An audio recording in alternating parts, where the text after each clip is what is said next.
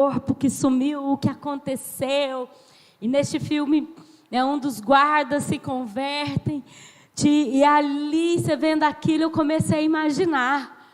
Eu falei, meu Deus do céu. Aí mostra a hora que Jesus ele vai embora. Que ele vem, ele encontra com os discípulos depois de morto, ressurreto. Não sei se vocês conhecem a história, espero que sim. Se não conhecem, vem estudando a Bíblia com a pastora Grazi, que daqui a pouco a gente chega nessa parte. A gente está estudando a vida de Jesus. E mostra, ele fala aí para todo mundo, pregar o evangelho a toda criatura, que é o grande comissionamento de Jesus e tal. Que a mensagem que ele vem, a última mensagem dele, E daí mostra ele indo embora, assim, no filme, E os discípulos lá, admirados, e de repente, na hora que ele está longe, vira uma bola de luz e vem um poder sobre os discípulos assim, e eles chegam até aquelas coisas de filme, gente? Eu fiquei imaginando, eu falei, gente, imagina quando ele voltar, que a palavra de Deus diz que nós vamos encontrar com ele nos céus. Ou seja, ele não vem aqui na terra. Vocês já pensaram nisso? Mas ele vai aparecer no céu, no cavalo branco, com os anjos, tocando trombeta. Eu imagino assim, que é assim que a palavra de Deus diz. E é assim que eu via os filminhos da minha época de criança. E minha mãe tinha um LP. Quem aqui é da época de LP? Acho que quase ninguém. Só nós. E tinha, não sei, talvez, até já talvez deva ter ouvido, não sei, acho que era ali pelos últimos dias. Você chegou, sua mãe será que tinha, Ted? Que falava, gente, era uma voz assim, tipo Cid Moreira falando Apocalipse. O pastor, ele gostava de ouvir Cid Moreira falando Apocalipse antes de dormir. Aí a Alessa nem entrava no quarto. Eu acho que era estratégia dele. E nesse LP eles falavam, e de repente, era o comentário, E de repente, a mãe que está grávida, e daí começa a mãe, cadê meu filho? Chegou a ver, Ted? Gente, minha mãe acho que colocava toda semana para a gente ouvir, para a gente entender, A importância de permanecer firme nos caminhos do Senhor, E daí... E ficava falando, e de repente o piloto do avião some, e o avião fica desgovernado. Então, imagina, como que não vai ser. A gente não vai ver, não, amém? Porque a gente vai ter encontrado com Jesus nos ares. No LP, quem sabe o que é LP? Então, acho Era aquele disco, assim, aquela bolacha. Aquele disco preto. Vinil, Vinil. O sonho do meu pai era eu gravar um LP. Uma vez ele conseguiu, os irmãos Leonel, não sei quem conhece, eles eram muito amigos dos meus pais, e meu pai queria investir na minha vida em relação a isso. Aí eles falaram, olha, eu era novinha, devia ter uns 5 aninhos de idade, e eles falaram para o meu pai, deixa a gente levar ela. Ela fica 1 mês com a gente, e aí a gente grava, Ele falou, não, deixa minha filha aqui sem LP mesmo. E amém, gente? Cá estou eu, sem ser famosa com LP. Amém por isso, não era isso que Deus tinha para mim. Hoje nós estamos no último dia da campanha Viva Feliz. Foi dada uma direção para nós de fazermos uma campanha, Toda Sara Nossa Terra, com este livro aqui da Bispa Lúcia Rodovalho. E hoje eu vou falar com vocês um pouquinho sobre o último capítulo deste livro. Então, enquanto vocês vão abrindo a sua Bíblia lá em Eclesiastes 3, eu vou aproveitar para falar a agenda. Amém?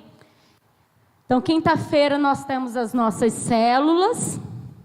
Sexta-feira nós teremos o nosso TLC, que é o treinamento para líderes e cooperadores. Então, se você é um líder ou um cooperador, líder é o líder de célula ou líder de algum departamento da igreja, e cooperador é todo mundo que trabalha em algum departamento da igreja. Se você faz parte de um desses grupos, você está convocado a estar aqui na igreja às 19h30. Nós teremos uma transmissão direto de Ribeirão, tá? Para vocês. Pastor e eu, dessa vez, né? Já batemos o martelo, né? Nós decidimos não ir para Ribeirão na sexta-feira. A gente sempre vai na sexta-feira, dorme lá, porque é muito mais fácil para nós, no outro dia de manhã, estarmos na nossa reunião de pastores com o Bispo Hugo. Mas nós decidimos ficar e estar com vocês aqui na igreja, tá? Então, o pastor e eu estaremos no TLC aqui, e no outro dia a gente madruga e vai para Ribeirão Preto. Logo após, teremos a nossa vigília, no sábado, evangelismo às 18 horas, com o Oswaldo quem está à frente, Arena às 19h30, a última dessa série, porque ainda estamos aqui. Já mandei no grupo, né? A próxima série, o nome dela é Essencial. Tá linda a arte.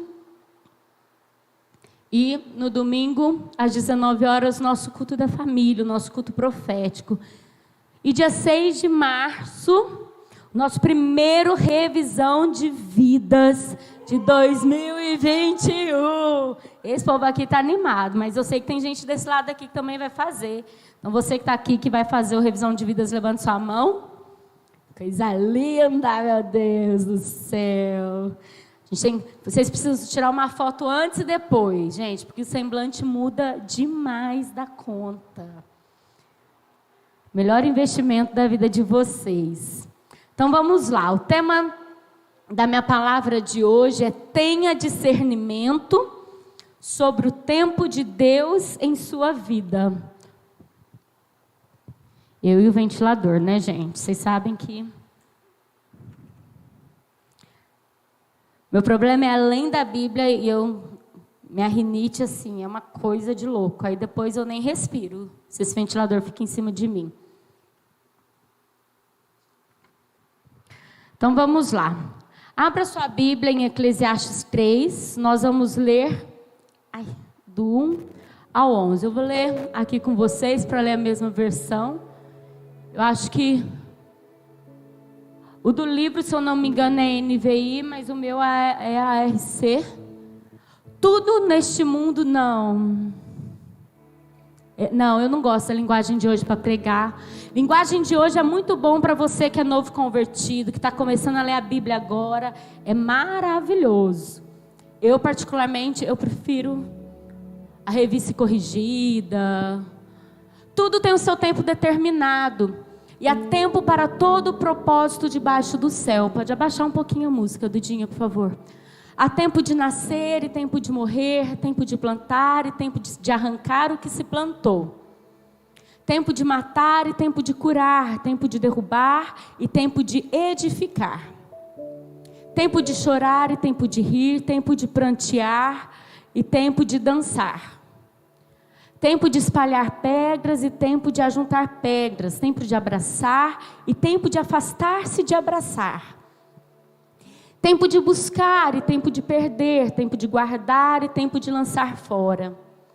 Tempo de rasgar e tempo de coser, tempo de estar calado e tempo de falar. Tempo de amar e tempo de odiar, tempo de guerra e tempo de paz.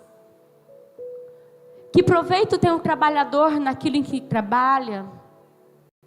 Tenho visto o trabalho que Deus deu aos filhos dos homens, para com eles exercitar. Tudo fez formoso em seu tempo. Também pôs o mundo, em outra tradução, pôs a eternidade no coração do homem. Na minha Bíblia está a eternidade. Sem que este possa descobrir a obra que Deus fez desde o princípio até o fim. Eu não sei se vocês já conhecem este texto. Eu passei a conhecer de uma forma especial e amar esse texto de uma forma meio que obrigatória. Vou explicar por quê.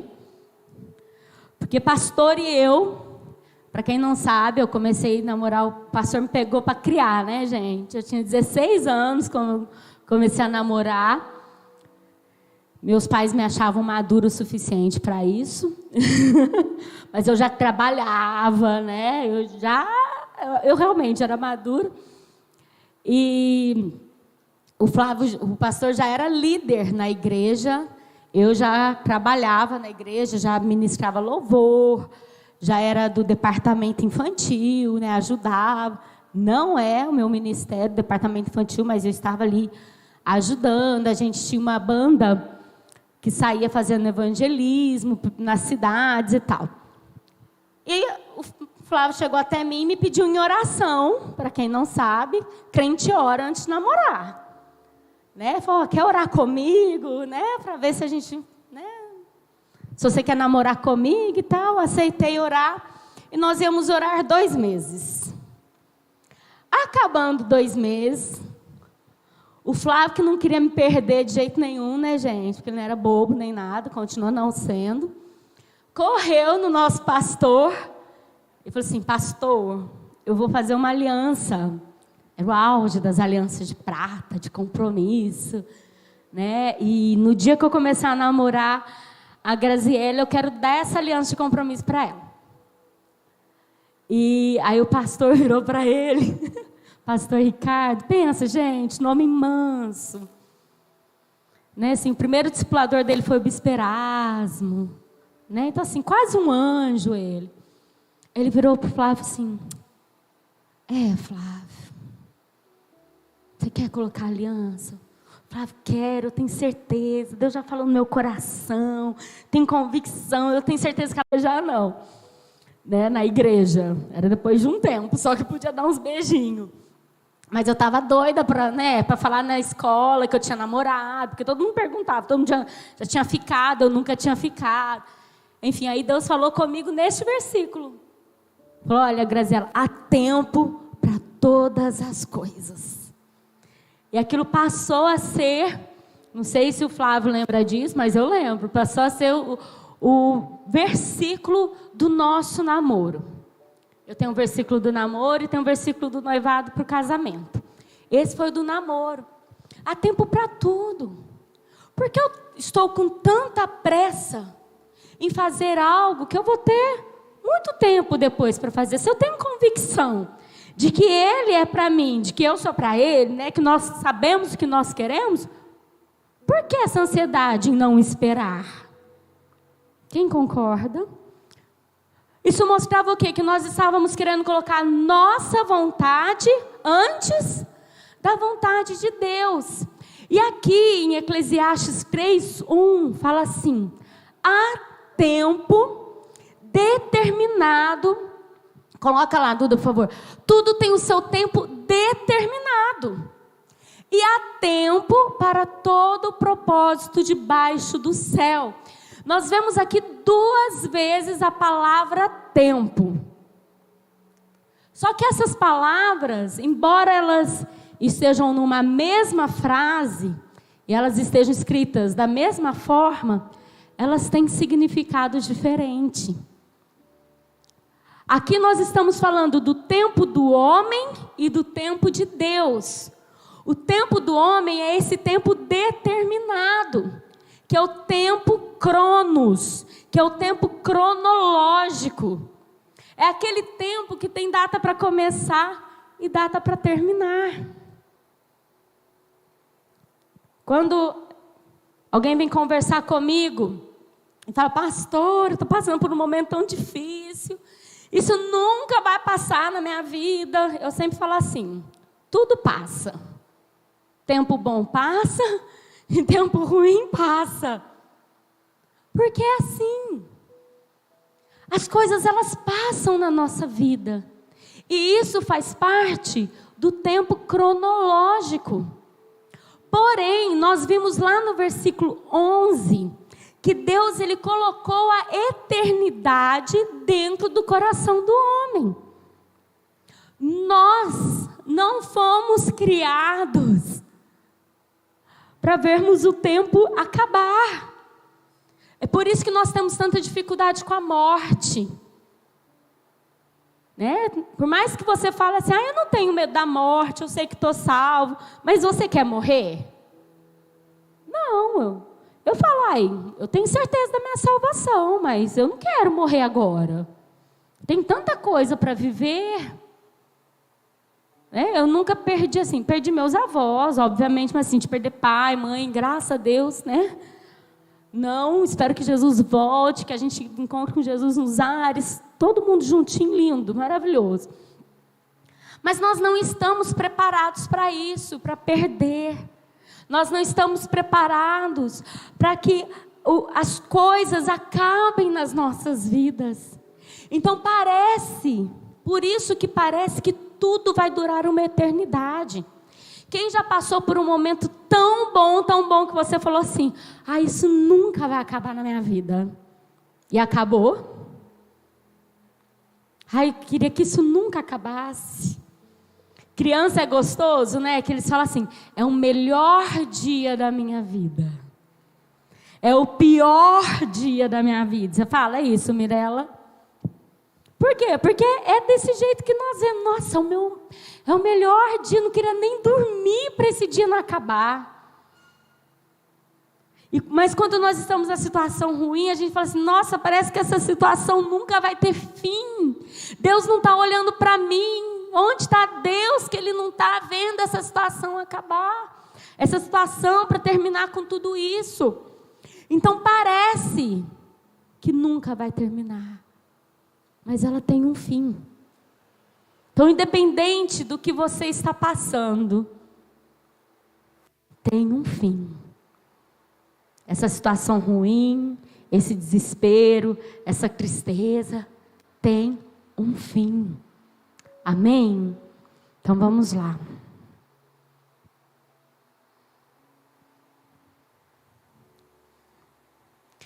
As situações que vivemos não são para nos destruir, mas para trabalhar o nosso coração. Então tudo aquilo que nós passamos, que parece ser tão ruim que nunca vai acabar, na verdade é Deus trabalhando, é Deus nos exercitando para algo que Ele quer fazer, que Ele tem para fazer na nossa vida, no tempo, pode deixar lá no 3, tá? No tempo de Deus. O tempo do homem é aquele tempo determinado, que é o tempo Cronos. Mas o tempo para todo o propósito debaixo do céu é o tempo de Deus, que é o tempo Kairos. E exercitar, e essas situações, elas nos exercitam, como estava lá no versículo 10, coloca lá, Duda, no versículo 10, por favor. Tenho visto que o trabalho que Deus deu aos seus filhos, aos filhos dos homens, para com Ele os exercitar. Esse exercitar significa humilhar. A palavra de Deus nos fala assim, que aqueles que se humilham diante da presença de Deus serão exaltados.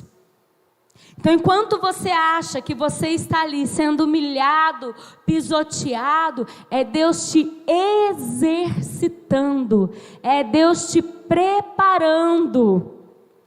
É como se você pegasse um elastiquinho, eu tenho, uma frasezinha com os meus líderes, principalmente os líderes da Arena, que eu falo, estica que cresce. É igual um elástico. Só tem que tomar cuidado, porque às vezes a pessoa não está preparada e acaba rompendo. Então tem que saber até onde. Mas você pega um elastiquinho desse tamanhozinho aqui. Aí você vai esticando, esticando, esticando. Aquele elástico, ele está sofrendo algo. Mas ele está o quê? Sendo esticado, para que ele caiba aonde ele precisa ser colocado. Igual não sei quem já usou aparelho, quando vai botar elastiquinho, que é um negócio desse tamanhozinho aqui. E às vezes tem que pegar uns 3 dentes. Você fala, gente, não vai caber esse negócio. O dentista lá pega e estica. Ele esticou o elastiquinho e colocou, por quê? Porque aquele elástico, ele precisava ser esticado para que ele cumprisse o quê? O propósito que ele tinha. E é assim na nossa vida. Nós somos esticados, exercitados para cumprirmos o tempo de Deus, o propósito de Deus nas nossas vidas. Aquele que se humilha perante a mão poderosa do Senhor será exaltado.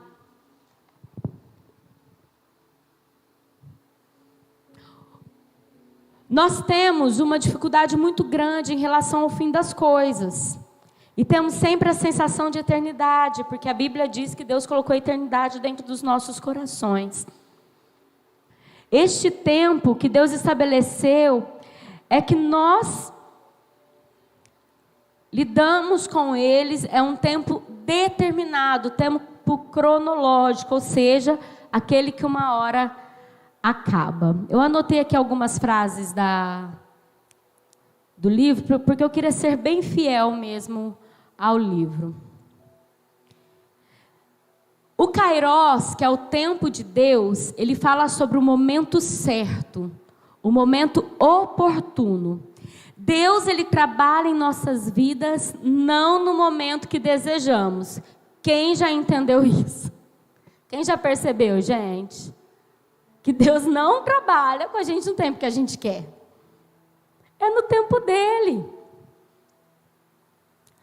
Ele trabalha no momento que é oportuno, quando ele percebe que estamos prontos para passar por aquilo.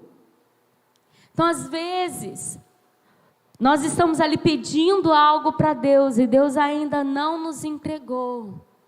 Não é porque Ele não te ama, não é porque Ele não está ouvindo a sua oração, mas é porque não é o momento oportuno. É porque você ainda não está preparado para aquilo. Talvez quando o nosso pastor foi usado para falar, olha, ora mais dois meses. Talvez se eu tivesse começado a namorar o Flávio 2 meses antes, a gente não estaria junto hoje. Porque nós não estaríamos respeitando o tempo de Deus nas nossas vidas. E é tão interessante que depois no casamento a mesma coisa, né? Para quem não sabe, eu que pedi o pastor em casamento. Eu não, né, gente? Eu não resolvia. Aí eu virei. Eu cheguei para ele e falei assim, querida, é o seguinte, ou a gente casa, ou a gente larga. Né? Porque nós somos líderes, o negócio estava... Sabe, gente, quando o namoro começa a esquentar um pouquinho mais, o negócio não estava... A gente fazia jejum de beijo direto, já viu isso? Eu tinha uma agenda, que toda vez que você via uma boquinha assim na agenda, era o jejum de beijo. Por quê? Porque eu entendia que a gente não podia dar nem selinho. E o Flávio, como homem, ele virava e falava assim, mas nem um selinho? Eu falei, nem me relar, querido. Não pode. Não pode. Aí, como eu vi que a gente estava fazendo muito jejum, eu falei, tá, negócio... A gente vai virar anjo daqui a pouco, né? E antes de virar anjo, eu quero casar, poxa vida. Aí, cheguei nele e falei, ó, nós vamos casar. Certinho, do momento que a gente conversou. Para aqui. Vamos resolver uma data agora. Gente, a gente não tinha onde cair duro, assim. Pensa, 2 pobretão. Não tinha nada na vida. Fala que não tinha nada, falava que tinha uma moto, uma CG 125, azul. Né? Só. Só isso. E eu nem isso. Né? E nós decidimos. Eu cheguei para os meus pais e falei, olha aqui, mãe, decidi. Vou casar. E tipo assim, era daqui 5 meses. Minha mãe, Gra, como que você vai casar? Você não tem nada. Gente, não tinha nem enxoval, naquela época a gente fazia enxoval, né? Falei, não, mãe, eu trabalho, eu vou lá e compro meu enxoval. Simples, né? Vou na Tanger, divido no carnê em 10 vezes. Tá ótimo, a Tanger tinha acabado de chegar em Ribeirão, assim, tava lindo. E ela virou para mim e falou assim, não. Ela falou, não estou sentindo paz nisso. Espera você fazer 19 anos, que eu tinha 18. Aí falei, não, olha, tal data não dá, fulano vai casar em tal mês, nananana. Eu sei que nós obedecemos, o pastor novamente foi até o Flávio, conversou com o Flávio, falou com ele, não, obedece, né? Sua sogra acha melhor com 19 anos, a Graziela está muito nova, que não sei o que tem, tarará. Falei, ok. Eu faço aniversário dia 25 de outubro. Eu fiz 19 anos dia 25 de outubro. Eu casei dia 1º de novembro, uma semana depois. Mas eu obedeci. E eles concordaram. Falei, ok, tem essa data aqui. Gente, a gente não tinha nada mesmo. Mas como o nosso coração estava obediente, inclinado a obedecer o tempo kairos, e não o tempo cronos, nós tivemos tudo. Tudo. Eu tinha pedido para Deus, deixei esse homem louquinho, que eu pedi para Deus um apartamento de 3 dormitórios para um casal. Todos, eu queria tudo com armário embutido. Cozinha, os 3 quartos. Deus, aí apresentei para ele e falou, você está louca. Eu quero. Eu caso se eu tiver isso aqui. Sai da casa do meu pai e da minha mãe se eu tiver isso aqui. Ele me levou em cada lugar. Eu falava, não vou casar. Para morar nesse lugar eu não vou. Não vou. Ele foi falar com o bispo, com o pastor, porque fora isso eu tinha uma lista de tudo que eu queria na minha casa. Queria um fogão de 6 bocas. Não sabia nem cozinhar, gente. Por que eu queria um fogão de 6 bocas? Acho que eu nunca usei as 6 bocas do meu fogão na vida. Né? E ele foi para o pastor e falou, Kia, a Gra está me deixando doida. Olha isso. Olha a lista. Eu falei, o que é isso, Flávio? É a lista das coisas que ela quer. Eu não tenho como comprar tudo isso. Ele falou, mas o que ela está fazendo? Ela está orando. Eu falei, está pedindo para a pessoa certa. Gente, nós ganhamos tudo. E os nossos padrinhos não eram ricos, não, viu? A gente não chamou ninguém por interesse. Tinha 10 de cada lado. Meu casamento tinha mais de 400 pessoas. Os padrinhos eram tão pobres quanto nós. Nós ganhamos presente de pessoas de fora que a gente nem esperava.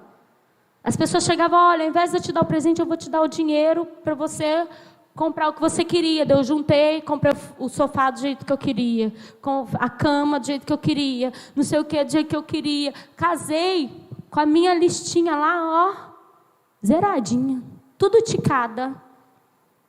Tudinho. Por quê?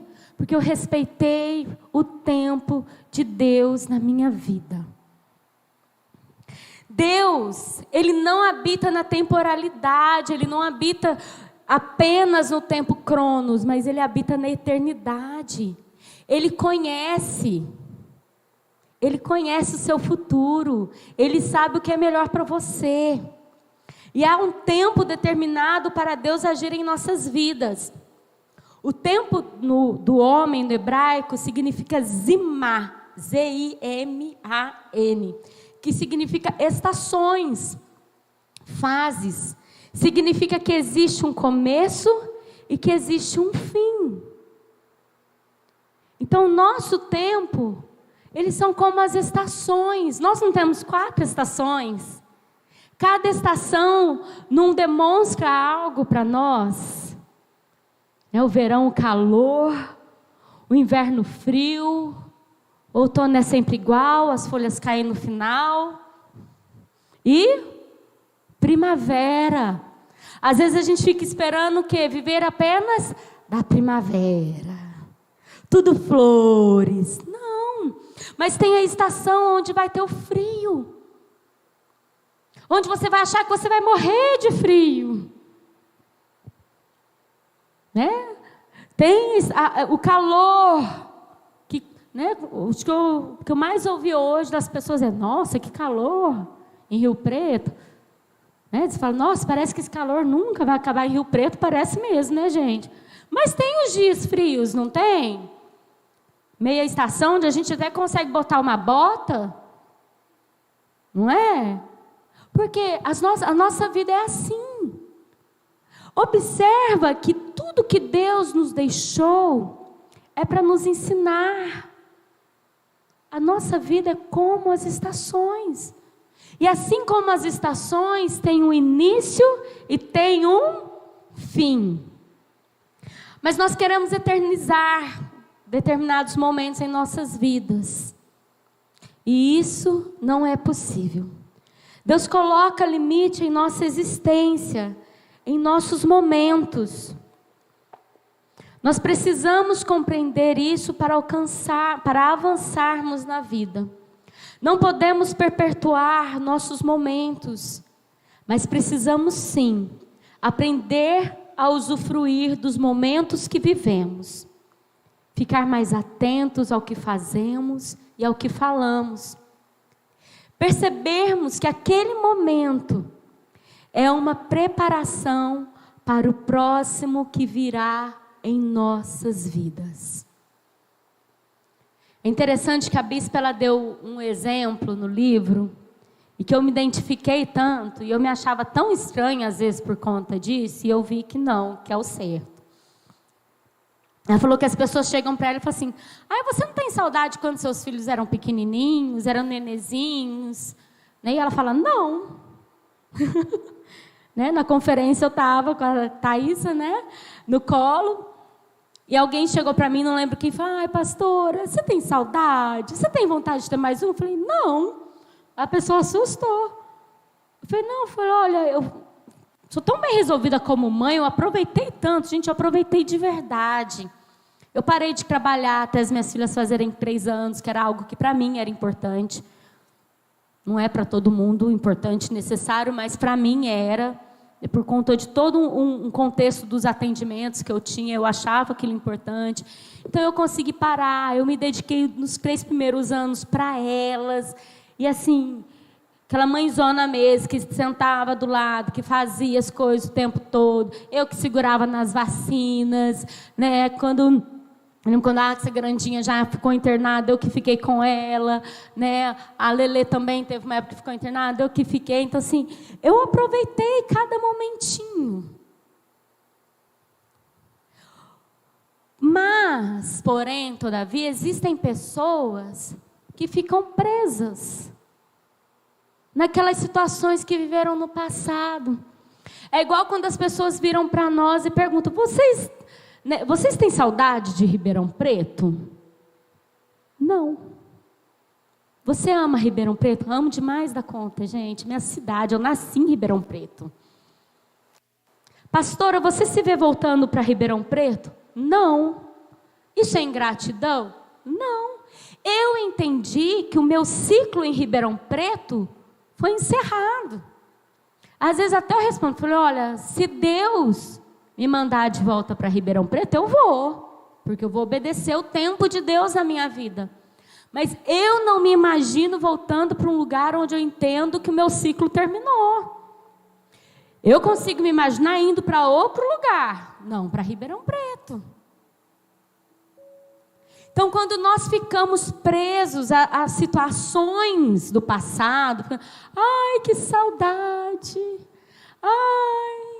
Imagina eu vendo meus ex-discípulos de Ribeirão e ficando, esses aqui são os meus discípulos. Que meus discípulos? Nem estão mais comigo.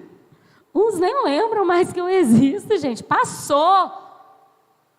Entende? Aquilo que passou na sua vida não é para você carregar com este peso.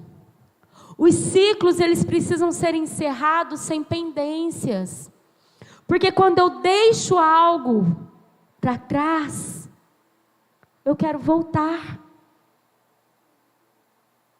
E se eu estou preso no meu passado, eu não consigo viver o meu presente e o meu futuro. É igual aquela pessoa que termina um namoro, mas guarda as fotos do namorado. Guarda as cartinhas dos namorados. As fotos estão tudo arquivadas no Instagram, esperando um dia a pessoa voltar. Quando que você vai arrumar outro namorado, se você continuar fazendo isso? Nunca. Por quê? Porque você está preso naquele passado. Ou até pode arrumar. Já viu aquelas pessoas que já casaram 5, 6, 7 vezes? E nenhum dá certo? Por que não dá certo, gente? Porque ela não conseguiu encerrar o ciclo lá com aquele primeiro. Entende? Ela precisa encerrar aquele ciclo para dar continuidade.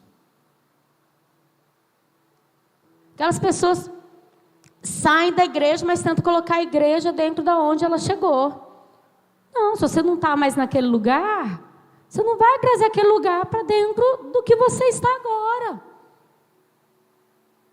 Você mudou de empresa, mas olha, na outra empresa era assim, na outra empresa era assim, na outra empresa era assim. O que você vai ouvir do seu patrão? Volta para outra empresa. Então, eu gostaria muito que vocês observassem isso. Fatos na vida de vocês que te prendem no passado. Por este medo de finalizar algo. Tem uma frase do Bispo Robson, que ele fala muito, eu gosto demais, que ele fala que o mais importante é você terminar bem do que você começar bem. As pessoas, elas começam o casamento com celebração, com festa, docinho, música, viagens, lua de mel, e terminam chorando. Não é assim? Deus, Ele tem o vinho melhor para o final do casamento, como Ele nos ensinou no primeiro milagre contado na Bíblia, que a gente não sabe se foi o primeiro realmente que Ele fez. Mas o primeiro contado na Bíblia foi de um casamento. E ali mostra o quê? Que com o tempo, as coisas elas precisam melhorar na sua vida. Você precisa crescer cada dia mais. Mas nós só conseguimos crescer se nós entendermos que as estações das nossas vidas, elas têm começo, meio e fim. Quem não dá conta do meio, quem não dá conta do processo, não consegue chegar no final, não consegue encerrar. É por isso que tantas pessoas começam faculdade e não terminam, começam cursos e não terminam. Ah, pastora, mas é por conta do dinheiro. Será? Ah, é porque eu engravidei no meio do caminho. Conheço tantas pessoas que engravidaram no meio do caminho, que concluíram. Ah, eu tinha tanto um sonho de abrir essa empresa aqui.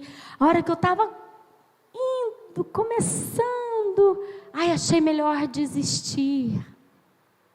Estava difícil demais. Não vai ser fácil o processo. Foi fácil você chegar até aqui? Não foi. Mas essa eternidade que o Senhor colocou no nosso coração, que fala lá no versículo 11, ela fala sobre vitória e força. Todos nós temos dentro do nosso coração uma semente plantada pelo Senhor, de vitória e de força. E essa vitória, essa força, ela nos dá resistência para alcançarmos o tempo de Deus nas nossas vidas. Você tem vivido no seu tempo, fazendo do seu jeito, tentando pegar atalhos, ou você tem vivido o tempo de Deus?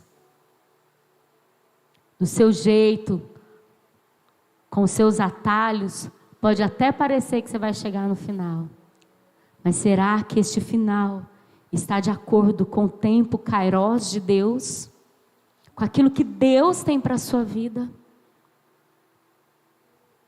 Às vezes nós estamos tão acostumados a fazer birras, né, dentro da nossa casa, bater o pé, e chorar, e gritar, e o pai cede.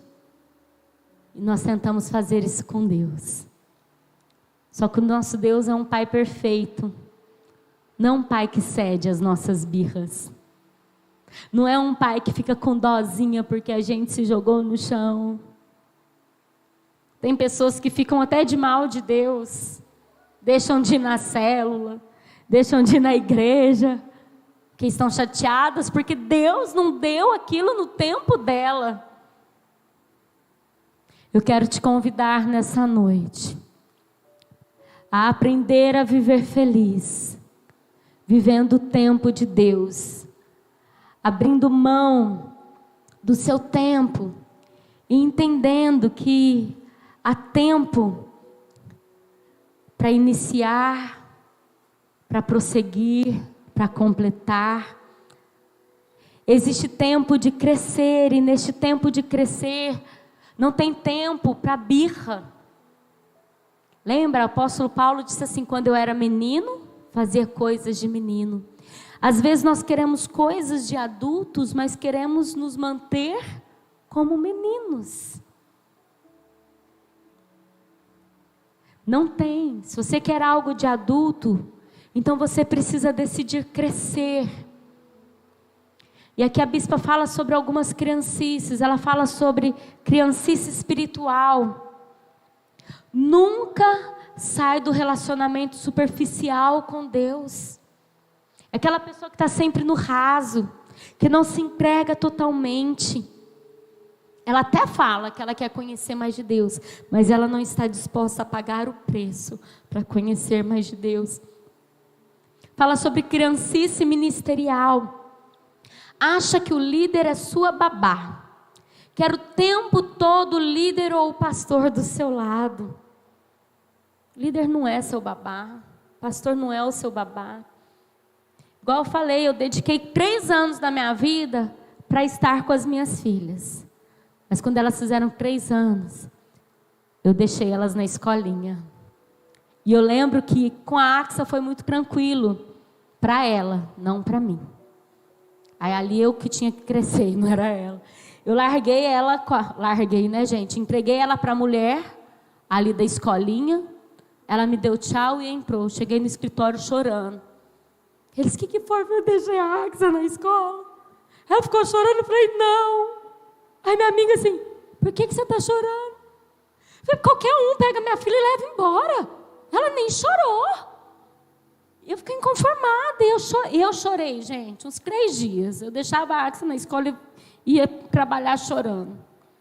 Com a Alessa já foi diferente, a Lelê é mais grudada, né? Quem conhece ela sabe.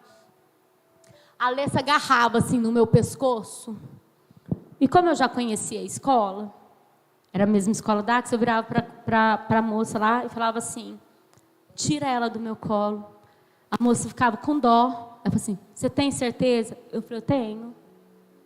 A moça ficava me olhando, eu falei, é para você tirar ela do meu colo. Arranca ela do meu colo. Ela disse, não. E aí ela arrancou, eu virei as costas, fui embora. Chorando, obviamente. Mas no 3º dia, ela já estava ficando sem chorar. Entende?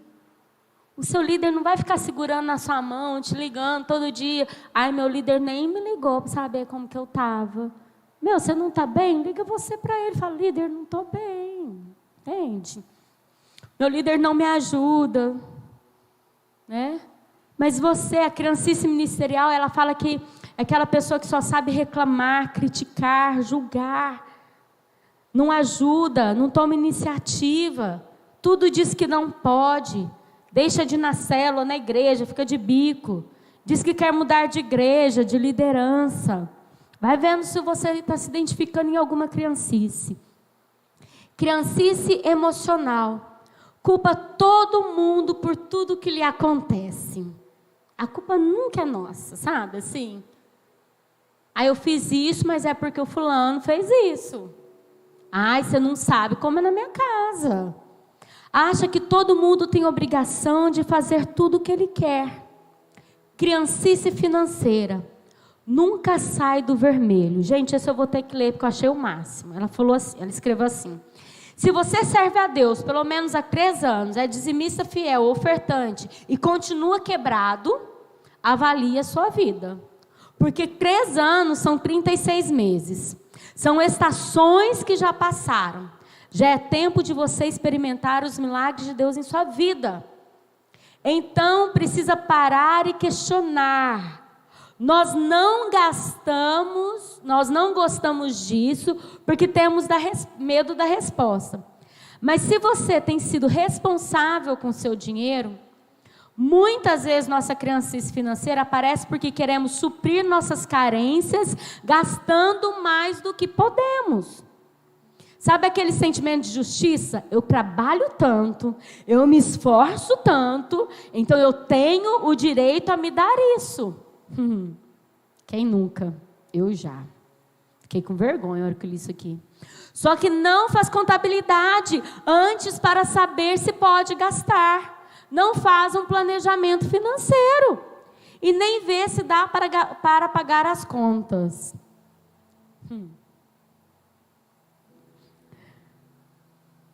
Aquela pessoa que não planeja, né? Vou dar um exemplo. Hoje nós fomos convidados para sair amanhã. E a gente tem a viagem para Ribeirão, que para nós é um custo alto. Aí, lá já combina, me fala quanto que vai ser e tal, né? Já fazendo as contas na minha cabeça. O pastor só entra no grupo e fala assim, ó, não podemos. Acabou. Me limou. Aí ele chegou em casa, não dá. Eu falei, já entendi. Não precisa explicar. Não pode, não pode. Entende, gente? Vai ter dia que pode, tem dia que não pode. Ai, minhas filhas já ficaram, gente, de verdade, muitas vezes sem presente de Natal. E ganharam presente em outras datas que nem era data especial. Por quê? Porque eu dou se eu posso. Se eu vou no aniversário e eu não tenho dinheiro para comprar presente, eu não levo presente. Agora, se eu faço o contrário, para provar algo, para suprir uma carência minha, aí é criancice financeira. E crescer, ele é um desafio, né? Ele é uma decisão. Eu estou esperando plaquinha, gente. Parece que eu não vi. Eu ainda tenho tempo? Tá. Crescer é uma decisão. E se você permanecer, ninguém pode fazer isso por você. E se você permanecer criança, o turbilhão do mundo vai te arrastar para onde bem entender. E você será vítima das situações e não agente de transformação. Achei isso tão forte. Se você quer deixar o seu lugarzinho de vítima, você precisa decidir crescer e passar a ser um agente de transformação. Crescer é um processo, não vem instantaneamente. Ele inclui dores e fracassos. Requer que você aceite ser ensinado, que abra mão de velhos conceitos. Crescer é você ser podado. Podado é diferente de cortado. Podado é quando nós ouvimos alguns nãos na nossa vida e a gente entende que aquele não é para nos fazer crescer. Igual o filho te pede algo e você até tem para dar, mas você entende que ele não está preparado e você fala não. Aquele não naquele momento está sendo uma poda para o seu filho. E pai e mãe que não sabe falar não para filhos, eu vou usar até uma palavra muito pesada aqui, mas está criando marginal dentro de casa. Os nossos filhos, eles precisam ouvir não. Os nossos filhos, eles precisam ser corrigidos. Os nossos filhos, eles precisam ser disciplinados. Porque é isso que vai fazer crescer. Uma vez eu ouvi de uma mãe assim: pastor, eu trabalho o dia todo, eu fico o dia todo fora. E quando eu chego em casa, eu não tenho coragem de falar não para minha filha. Sabe qual que era o resultado? Uma criança que quando ouvia não lá fora de um amiguinho, ela caía no chão e fazia uma birra. Toda poda é necessária. O que nós recebemos no nosso começo do nosso namoro, antes de namorar, na oração, e depois quando nós decidimos casar, não foi um corte, foi uma poda. Falando, olha, eu estou te podando aqui, mas aqui nesse lugar que eu podei, vai crescer uma árvore muito mais bonita. Vai crescer um galho mais forte e que vai te preparar para aquilo que você tem buscado em Deus. Só que muitas vezes nós estamos até buscando Deus no nosso quarto, orando, a gente vem, a gente faz campanha e faz jejum e faz um monte de coisa, mas na hora que Deus vem e poda, você fala, toca aqui não. Eu estou orando, eu estou buscando, mas eu quero do meu jeito. Isso é meninice, isso é criancice.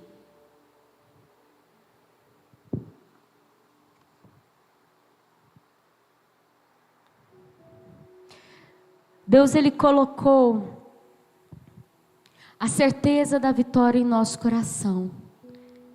Deus colocou em nós a resistência necessária para vencer cada fase da nossa vida.